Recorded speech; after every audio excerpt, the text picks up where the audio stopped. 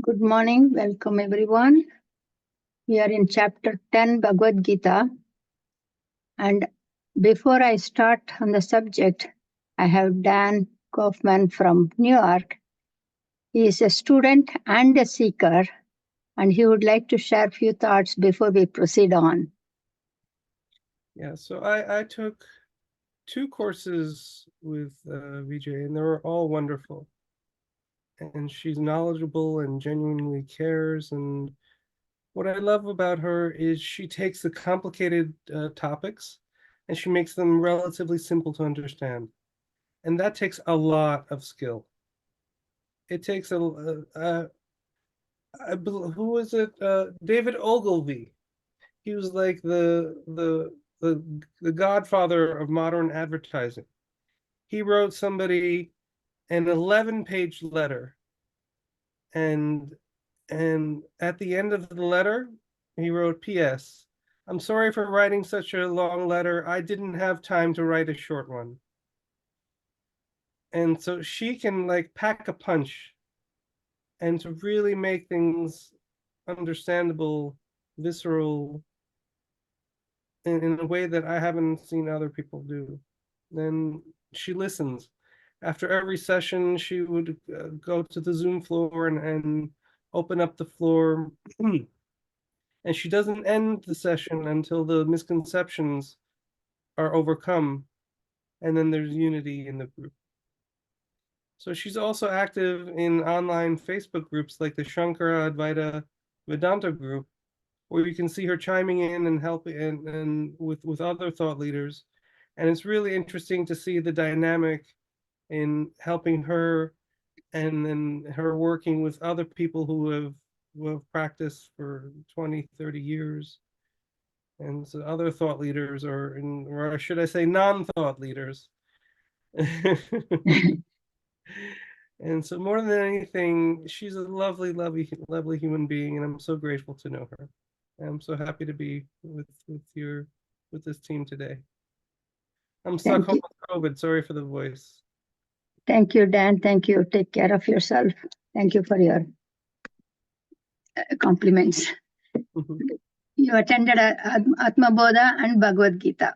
Yes. Yes. Dan is looking into getting initiation from Swamiji in New York. So Swamiji doesn't give initiation. He's an acharya, not a guru. Okay. I'm looking into Boston, Swami Tyagananda. Yes. So thank you very much. With that, we move on to the chapter 10. Chapter 10 is called Vibhuti Yoga, Glories of God. When we say glories of God, God is referred to Nirguna Brahman.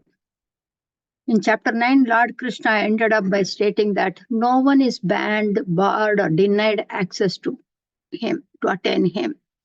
However many sins one has committed, when that individual surrenders unto me, I will protect that jiva. In verse 4 to 10, in chapter 9, he gave 4 powerful statements. I am in all. The formless I is in all pervasive. Number 1. All beings are in me. It means everything is dependent on me. That is, when the pot breaks, the clay is still there. Number 3 is I am not in them. The word pot is superimposed on me. Clay alone is. Then he said, none are in me. No pot in clay. No snake in rope. So rope alone is. This is a cause and effect inquiry. Karya Karana Vichara. This is the key. We want to understand this very clearly. So here in chapter 9, verse 33, Krishna mentioned that having come to this transient, joyless, Anithyam, Athruptikaram, transient, joyless world, surrender unto me, you will attain me. This could have brought an attitude of dispassion, dislike or restraining ourselves from the worldly experiences, which he is trying to negate here. For a beginners, he said that in earlier chapters. But in chapter 10, by saying that the entire universe is not to be repelled, but to be enjoyed because it is the Ishvara Swarupam. It is the divine presence that is right in front of you. Anything that you hear, talk, speech, taste, touch, and smell, they are all divine. For a beginners to develop the dispassion, it started that way. Then slowly, now if you have developed that dispassion, dislike, hatred towards everything, then he's trying to change it. People could inadvertently think that we need to renounce everything. But chapter 10 focus is on removing those negative tendencies in the mind of the seekers and replace them with the positive thing. What exactly he's saying is the entire appearance is Nirguna Brahman, supreme presence, and he's glorifying it, divinizing it, spiritualizing everything that we see. In verse 1, I will introduce myself again for your benefit. Even the deities, supernatural beings, angels or rishis, they are not aware of me, he says. I am the cause of all appearances. I have no beginning, no end. I have no birth, no death, nothing in between. Anadi Anantam. There is Adi means beginning. Anadi, no beginning. Anantam. Antam means end. There is no end. I am ever present. Those who know me as is are relieved from papa and punya, which is consequences of their karma, sins and righteousness, right? So he says in Vedanta, the three sins, a sin is identified with three definitions. One is wrongdoings. Wrongdoing is not just physical action, thought, word, and deed. When we have a negative thought about someone, that has a consequence. When we say negative words to someone, that has a negative consequence. And when we do something, that also has it. That is sin, wrongdoings. Next one is righteousness. Being righteous, punya, is also a sin. Why does he say that? Because that punya can leads to next birth. You have to come back to experience that, the consequences of that.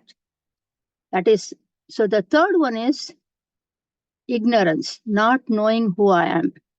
Avidya, ignorance. From avidya, when I don't know who I am, I seek something outside of me for pleasure. I'm looking for a second one. That is kama. You are drawn to it. And then that leads to action. So I want to taste something. It's a thought because I'm not happy within. Let me eat something else. Let me have some pleasure. That is kama.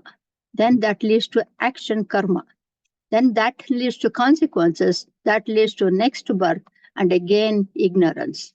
So it's a vicious cycle continuously until one realizes who I am. This is strictly in the Vedantic perspective. That is, all three are sins. From Dharma Shastra, which is science of righteousness or law of ethics, they are two separate entities. So we should follow dharmic or righteous living and stand up against unrighteous behavior in any parts of the society. It doesn't mean that we should encourage those unrighteous behaviors. So it's just in Vedantic perspective, it's different. Now, verse 3, he's saying, I am the cause of all rishis, sages, and saints, all realized souls, implies that I am the cause of the entire universe. I am both the material cause and the intelligent cause, the clay and the pot maker. Material cause is that which exists in all three periods of time. It means before the knowledge, during the knowledge, and after gaining the knowledge, after removing the ignorance. Clay existed before the pot, as a pot, and even after the pot breaks. The pot maker, the intelligent cause, is also necessary. Everything that we experience was in someone else's mind before they materialized in the transactional reality, right? A computer, somebody thought about it. Anything, pencil, pen, everything was in somebody's mind. So I am in all. Now, verse 4 to 7, he says, each and every personality is me, one appearing as many. Some are basically kind and compassionate, while others are always angry and agitated. People have different moods, emotions. A cow is always a calm animal compared to all other animals. But even though the cow is a huge, heavy animal, a dog can kill a cow. Krishna says, as Nirguna Brahman, I am in all these attitudes, in everything that appears in this universe.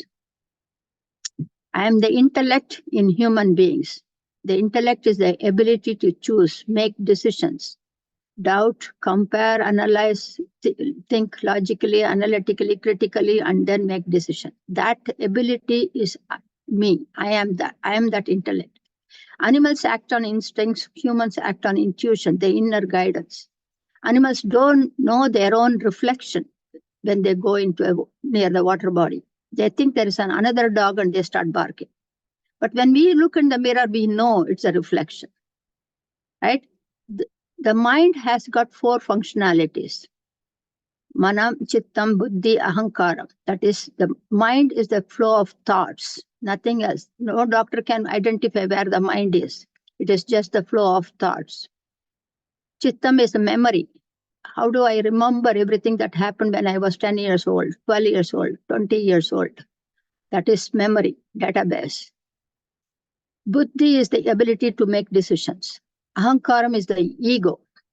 I did this, I accomplished that. Now he says, everything came from me. All subtle attitudes, innate nature, personalities are all from me. All gross bodies, Sthula Sharira and Sukshma Sharira, which is subtle body, everything came from me.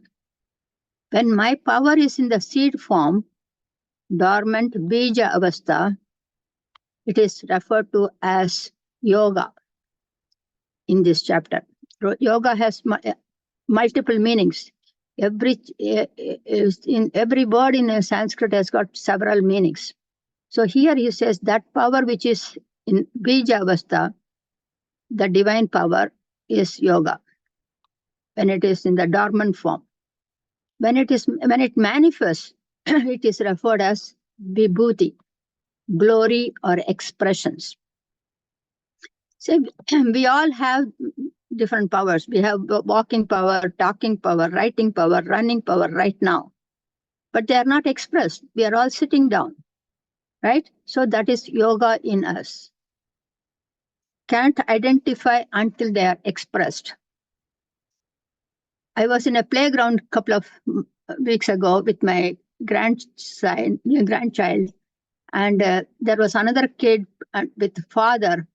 Both kids were playing, and I was trying to talk to that man, and he said, he said, I can't hear. I don't have that ability to hear. Listen, hear, not listen, hear. That means that unless it is expressed, we don't know that person has it or doesn't have it, right? That is exactly what it is. Everything, when it is expressed, it is divine power expressing. Krishna says all powers are divine as potential energy in a seed form. And when manifested, expressed, they are like kinetic energy. All expressions are me. I am the cause of all. Knowledge, courage, wealth, sun, moon, all are my expressions, my Vibhuti. These also include earthquake, flood, famine, tornado, hurricane. You can name it, anything that is around us that we see. They are all expressions of that one. In Karma Kanda, the first part of the Vedas, where rituals are encouraged, each power, each energy is represented by a deity. We call sun god, rain god, fire god. I am the power expressed in all this, he says. He speaks like the Krishna, but actually he is Nirguna Brahma. He speaks from the highest, indefinable, indescribable personality, Nirguna Brahman. This explains that there is only one God and many deities, expressions of that one. There are temples like a Panchabhuta Sthala in India, temples for all the 5 elements, space, air, fire, water, earth. And we have different Lakshmi for wealth and Saraswati for knowledge. We have got different deities, but they are all expression of that one. My expression is Anantam, limitless. Those who understand me as is, with a firm conviction, merges in me, he says. Do not even doubt that. Sanatana Dharma is, I'll refer that as a monotheistic. It is not a religion. It is applicable to all in entire humanity. The Hinduism came later, but it is Sanatana Dharma, everlasting principles of life, eternal values of life, applicable to all humans. Verse 8 to 11, Krishna describes his grace, divine grace towards those seekers. The trust, the reverence that a seeker has on me is directly proportional to how much he or she knows me. Even in transactional life, you trust and your friendship is all depending on how much you know about that person. Suppose I can introduce one person to you. On the first day, you are not going to adore that person, or it's just a hello friendship. After a few interactions, then you decide whether I adore this person, or let me step back. So same thing with God also, Nirguna Brahman. And until you know me fully, your bhakti, your devotion is challenged. He says, all sthula bodies came out of me. He refers 7 rishis, 7 sages, they came out of me. And we all have seen Dakshinamurti's pictures, and there are 4 students sitting, there are 4 Kumaras sitting under him. They are the first mind bodies. Manu they are called Manus. From Manu came Manushya, name, man. The name came from that Manu. Bhakti, reverence, devotion to God is all words, but same emotions towards God. People around the globe pray, worship without knowing who that God is. Where is that God located? Such a devotion could be fragile, could break when things don't go their way, or when one is disappointed by the outcome. I remember one of my distant family relatives. She lost her husband with 3 daughters, all under 12. She could not take that, accept that. She had several pictures of deities in her home. She broke each one because she said, I prayed for you so long, so much, so many years, but you didn't take care of me. So that's it. So when we don't know who God is, then we tend to take this path sometimes, not all the time, not everyone. It could happen. That bhakti, that devotion is fragile. So he's emphasizing the shraddha, that we are supposed to have, unless you have complete conviction that I am guided by the divine, or I am that divine. It's challenging. Verse 8, says, I am the source of all good and bad. All originates in me. Initially, in the early stages, humans pray with the thought that I am different from the universe. They pray to me, they worship me, show devotion to me, but dislike, disrespect, hate, and abuse others.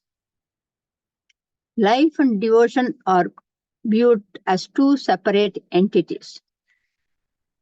Upon gaining the supreme knowledge, they see the entire universe as divine.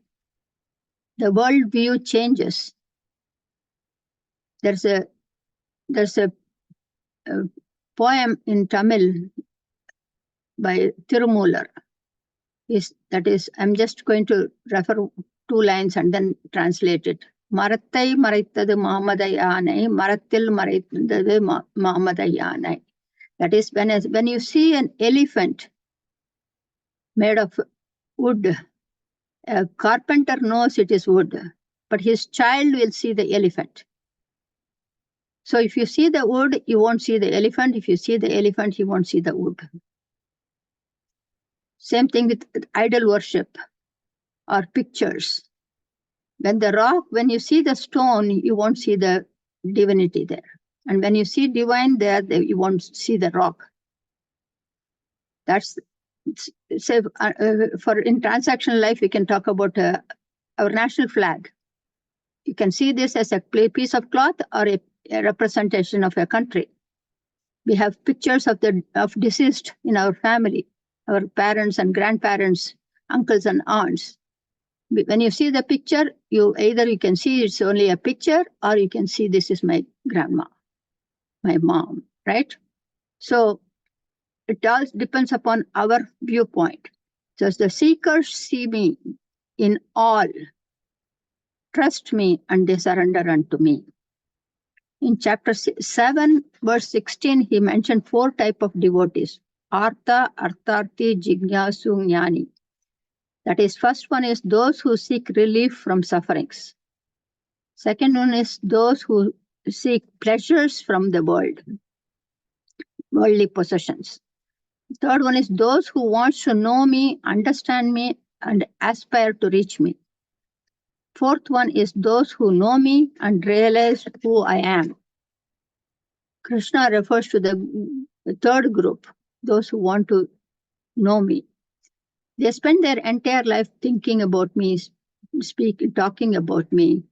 This is a measuring scale to assess one's own level of spirituality. How much time do I spend on Supreme? Or am I focused more on the outside worldly activities? Do I ever pause and self-reflect? What do I talk about? We either talk about other people or talk to other people. What words do I use? How long do I talk, chit-chat? These are for our own self-reflection, and only in the spiritual ladder, and only in the spiritual path we tend to do the self-assessment, self-reflection. All others activities that we do, we don't think about us. We always think about others. Ramakrishna Paramahamsa, a realist soul, would say, I am in terrible agony to talk about the worldly matter, because he had no other thought except Supreme. He was happy from within, contented from within. Krishna says this third category, Jignasu, are happy and contented and peaceful, and always they are thinking about me. They do not differentiate the world from me. Verse 10, what do I give them in return? I offer them the intelligence, the Buddhi Yogam, ability to differentiate the truth from appearance, meaning I operate through their intellect and remove their ignorance. If you are unable to discern, you accept everything. whether it is truth or false. So that's what I work through the intellect. Verse 11, he says, with the fire of knowledge, I remove the darkness of ignorance in human beings. That is, the ignorance is not knowing who I am. Such seekers see me in everything, and they get to see me, see my cosmic presence, the Nirguna Brahman. Verse 12 to 18, Arjuna is placing a request to Krishna. Could you please repeat your glories? It is like a nectar to me. He is using all adjectives. You are the omnipresent, omniscient, omnipotent, one without a second, birthless and deathless. You are supreme and pure. You are indescribable, undefinable. That's what the sages and saints say about you. Please describe more about yourself to me. This is the beauty of Bhagavad Gita. All scriptures describe Brahman as the third person. God is this, God is that. But only in Bhagavad Gita, the incarnation of Nirguna Brahman as Krishna, that Nirguna Brahman is directly speaking to humanity. That is why this Krishna avatar is referred to as a Purna avatar. Purna means complete avatar. He has taken this form to teach us. No one knows you as he is, Arjuna continues. You are the strength, righteousness, wealth, courage, grounded and luminous. You know the past and future of all lives of all jivas. You incarnate to protect the righteous when the unrighteousness takes over the world. Even when Nirguna Brahman incarnates, a common man does not recognize the avatar. Even when Krishna appeared, many did not recognize him. So was Jesus, Buddha, and all realized ones. No one can describe you except you. Please share everything about you. One who has this dormant divine power is yogi. Arjuna describes him as yogi. Whoever has this knowledge of supreme presence is referred to as jnani. Jnanam means knowledge, jnani. Verse 19, Krishna says, I am in all, I cannot describe everything, but I will share it with you very briefly. Just like when we describe any city or country, we cannot describe everything, but we refer to the famous spots like New York, Statue of Liberty, California, Disneyland, Florida, Kennedy Space Center, Massachusetts, Boston Tea Party, France, Eiffel Tower, right? We describe the specifics, and Krishna pinpoints certain spots in the universe. By saying this, others are not excluded, but included, all inclusive in that category. When you say, I like this, that means that others are not excluded. So far, for a beginner in the spiritual path, he was emphasizing that the world is an appearance mithya. And do not get entangled. That's what we have been told from the beginning. Because as humans, we are drawn to the glamour outside.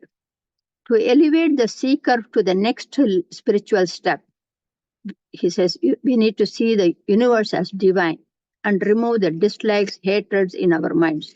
Go beyond plurality. What are the benefits of knowing the glories of Brahman? Elimination, there are a few benefits. He's talking about the elimination of the likes and dislikes in the mind. Dvesha, Nvritti.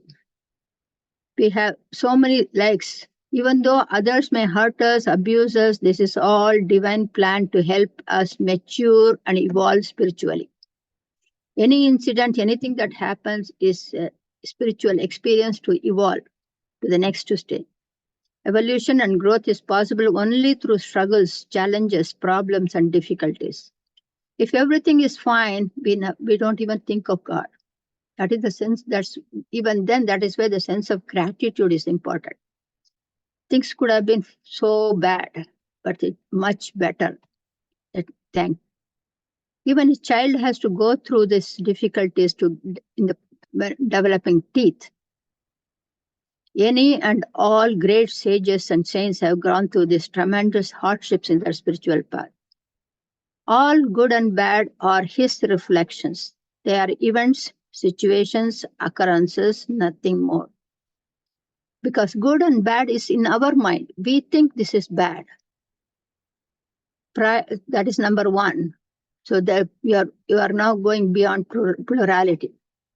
Second one is ego dissolution, pride elimination, Abimana, Nvritti.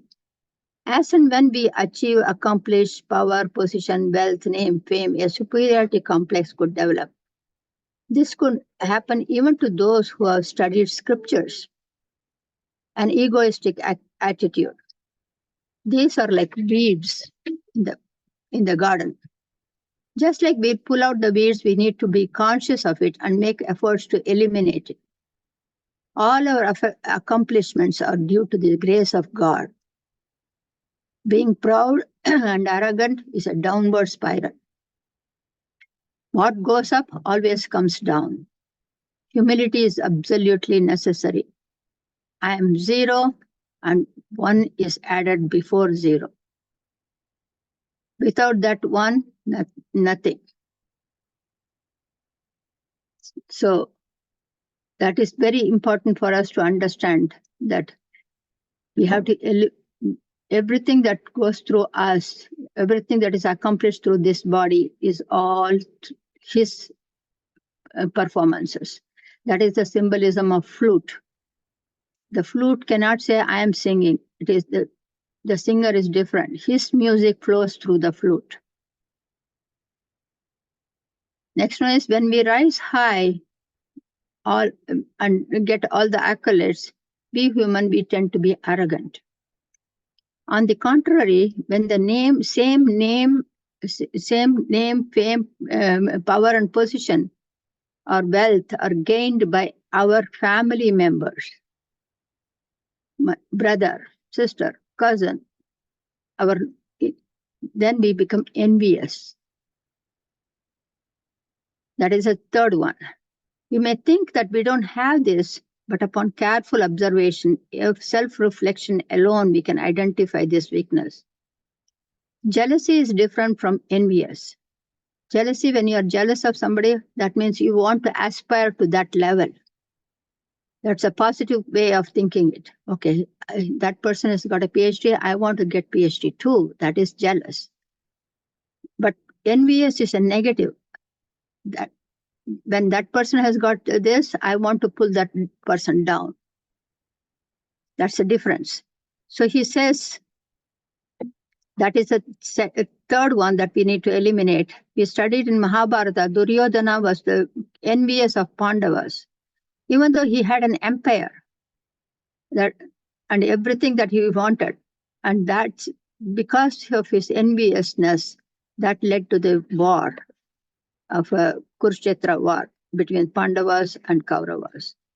Of course, that's where Gita was born too. Otherwise, we would not have had that. The fourth one is Ishvara Jagat Beda Vilakshana. That means early on, the scriptures taught us that God is different from the world. He is the creator, the world is a creation. That is, Shankara says, that is for the children of Vedanta, Balaha. Now here he is removing that difference. All are his expressions.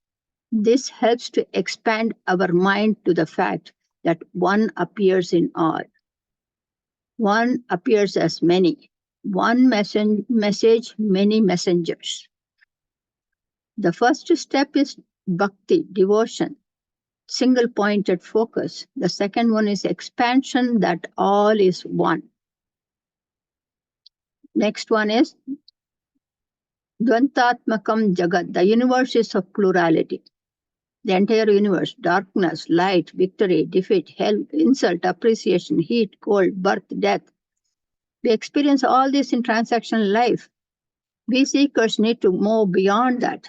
Krishna says, I am in all, I am behind all, meaning I am behind righteousness and unrighteousness. Wherever righteousness is there, unrighteousness will also be there. Wherever there is health, there is sickness. Wherever there is success, there is failure. But what we humans do is we negate, we remove, we dislike those that are unwanted as unwanted. He says, I am both health and sickness. But human beings do not endure them. They do not accept them. This is not good, is the attitude that is of the mind. I am both the birth and death. This is Kalan. Kalan is time. Death. Death is dharma. That means he never misses his appointment. He does whatever needs to be done. So I am birth. That is the time. When the time comes, only a bud will bloom into a flower. When a raw will turn into fruit. Everything has its time, and I am that time.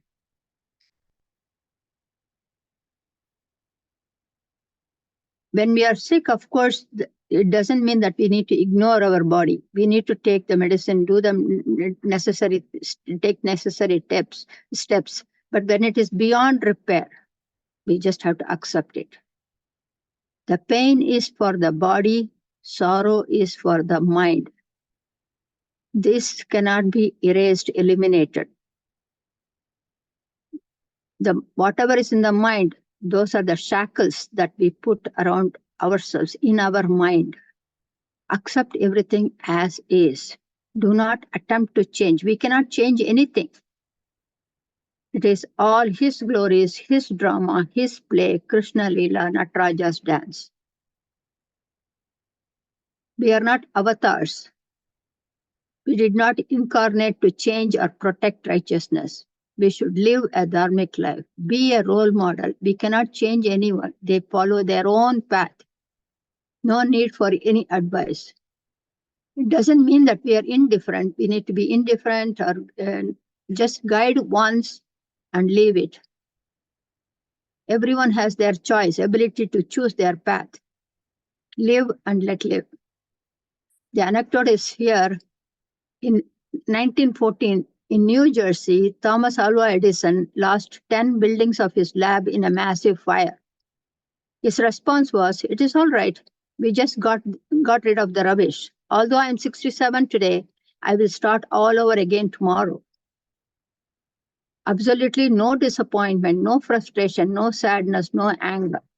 And he further said, we have got to love what we do, and with that, it entitles to good and bad.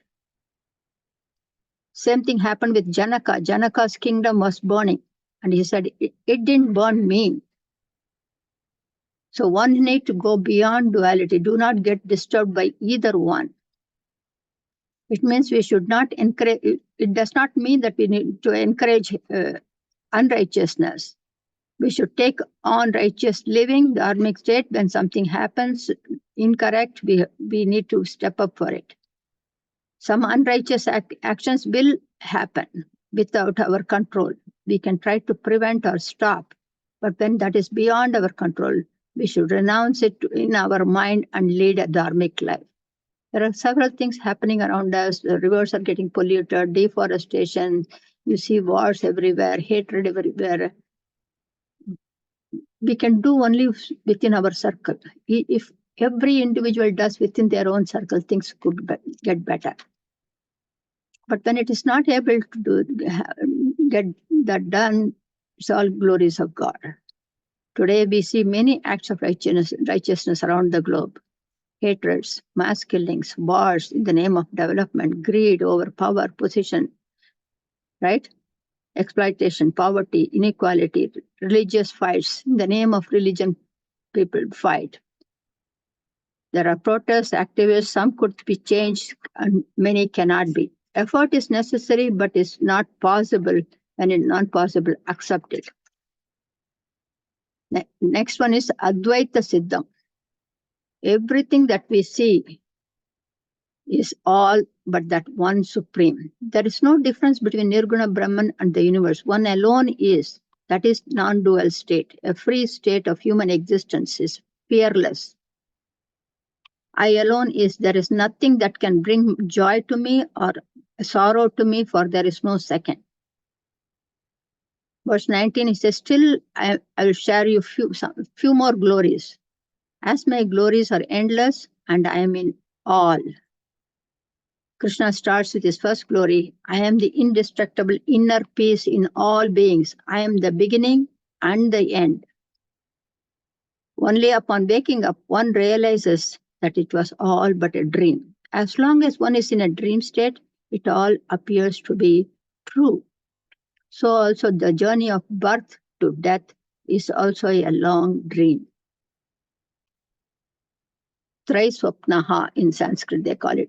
All the waking state, dream state, and deep sleep state, all three are a longer dream. See, in dream, I see myself interacting with others.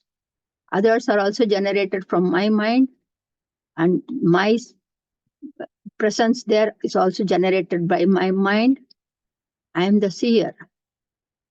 That's a reflection. So is the world.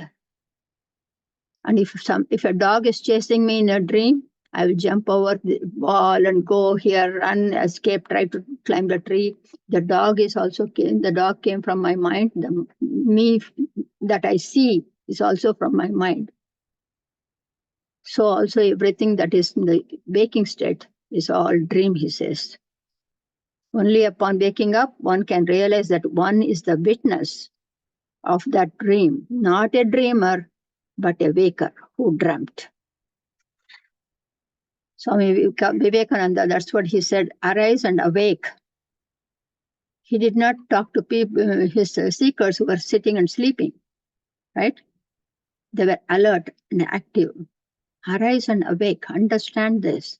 You are the witness, you are the seer. In chapter 2, Krishna had mentioned that Atma and Anatma, the inner presence and the body-mind equipment. Here he says, I am both. There is no I other than me. I alone is. I am the operator. I am the sun, moon, all that glows. I am the Vedas, scriptures. I am the deity. I am the mind. I am the senses. I am the knowledge in all Chit and Chaitanya. Chit means knowledge. How does a plant, a seed knows to sprout? How does an ant knows where the sugar is spilled in your kitchen? That's all Chit, that's all knowledge. Everything that is appearing is all knowledge, that divine. He says, nothing is yours. What you have is all because of my grace. Your 5 senses, your mind, your kidneys, liver, all parts, organs, heart, lungs, all function because of me. I am the wealth. Verse 23, he says, I am the 5 elements. I am the fire out of the 5 elements. He picks one out of each one. I am Om, syllable. Ekakshara Brahman, Nada Brahman. I am Om. Verse 31, he says, I am Rama, I am Krishna, I am Brahma, I am Vishnu, I am Shiva, I am Jesus, I am Allah. Verse 32, I am the cause of all. I am the beginning, I am the middle, I am the end of everything in the universe. I am the supreme knowledge. All others are information for the intellect. The information can get upgraded or it can be forgotten. But knowledge that I am, that will never be forgotten. That's why it's the supreme knowledge. I am death. This is to remove the fear of death. People are always afraid of dying. So that's what he's saying. I am death. Death is a transition to a different plane, just like a job. I work in a particular company, I work for X years, and then I'm laid off or I quit and then change my job. Different responsibilities, different learning things. So death is a transmigration. Examples, Ralph Waldo Emerson quotes, when you are born, you are crying, and everyone were smiling. Live your life. So at the end, you are the one who is smiling, and everyone else is crying. Accept death of the body. You have no birth, no death. You shed the body. Verse 36, I am Saguni.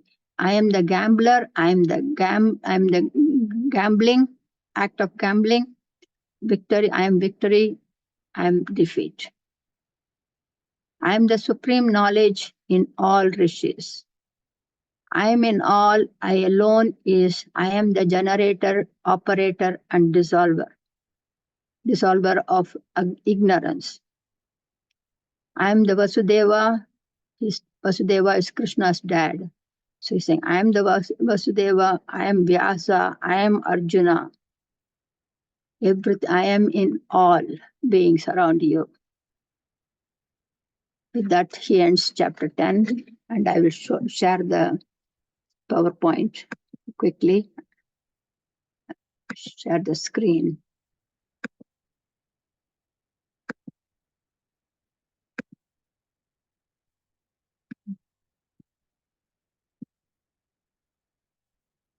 Vibhuti means the glories of God. He said that I am no beginning, no end, all pervasive, without birth and without death. I am all pervading, I am unmanifested, but I am in all appearances. All beings are in me. They are dependent on me. I am not in them. I am not dependent on them. They are not in me. They are not in me means I am independent. The names and forms are superimposed on me. You can call me with any name. Awareness, consciousness, Krishna, Jesus, Allah, it doesn't matter. None of these are me.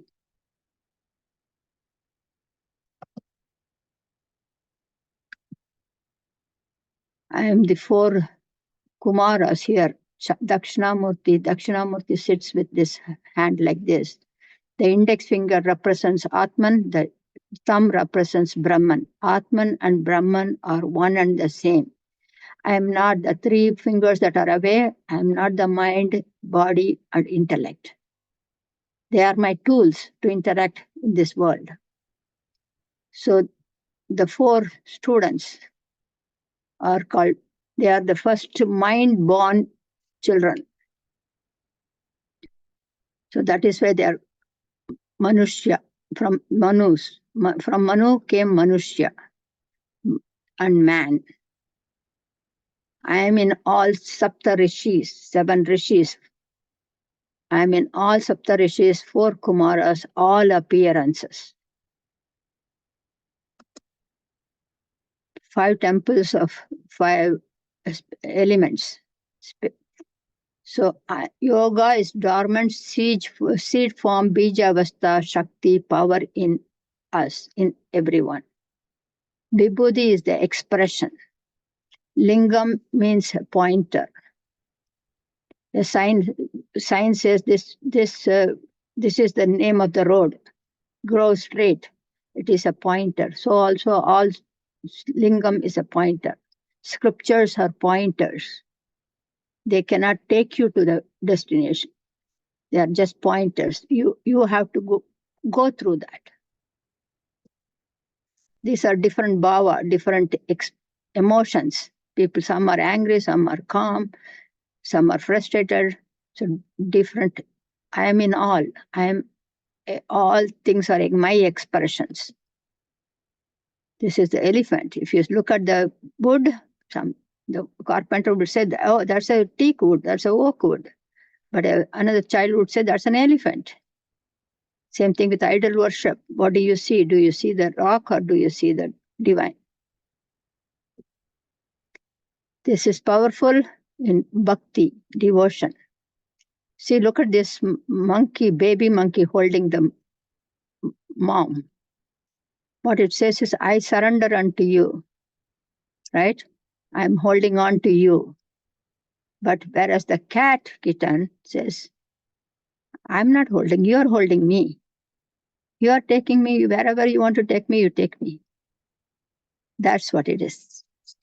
Yes. Yes. Are you Raghavan? showing us some slides? Yes. Not seen, not connected. Others can. Yeah, I can see it. I can see it too.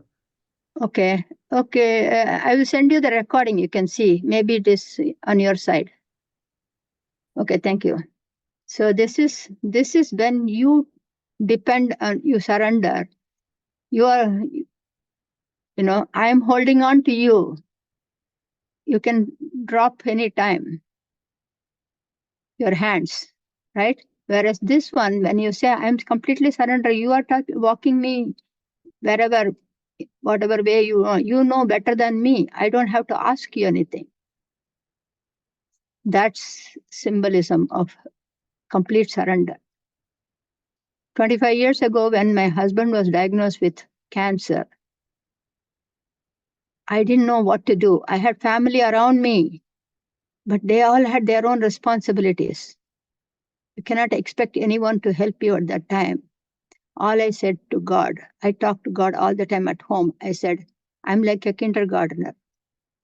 If mom drops me at school, I'll go. If teacher says it's time to go home, I'll go home. That's all I know. I don't know anything else. You walk me. You take me. And it happened. That is this kind of surrender. Because everything is his glory. Whatever happens is all his glories. Go with the flow. He says, I am in Samaveda. I am the knowledge. I am the power, courage, meditation, victory, failure, sun, moon, stars, 5 elements, everything. I am in all. And these are the benefits of knowing is Dvesha Drishti. You eliminate the likes and dislikes. You eliminate the pride. You eliminate enviousness, jealousy. You go beyond plurality. All are Supreme's expressions. Bhakti, that expands to others, that expansion to others. Everything is one. Universe is of plurality. Grounding in oneness, the ultimate. What is different? We all smile in the same language, even though we may speak different languages. I am Rama, I am Krishna, I am beginning, middle, end, I am Veda, I am Akara Mudale Eluthellam. I am starting, I am death, I am Vyasa, I am Arjuna, I am in all. This is same thing. Dvesha, devoid of hatred, elimination of egoistic thoughts, devoid of jealousy, elimination, devoid of enviousness, it should be, elimination of differences between supreme and world, see the oneness, source. Bhakti leads to expansion to all, one in all. Universe is of plurality, expansion of darkness towards oneness, ability to see the oneness in all. So with that, we conclude today. Let me conclude, then we can talk about it. Om Shanti Shanti Shanti.